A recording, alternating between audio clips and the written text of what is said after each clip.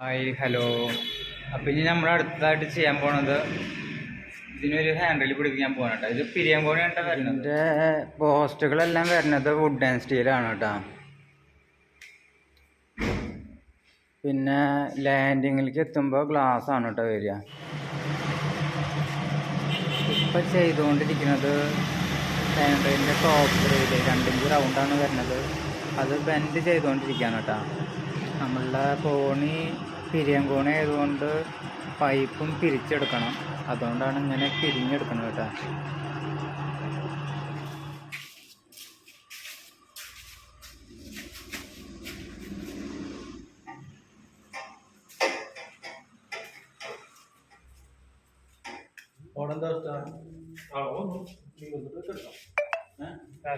കിടക്കാം.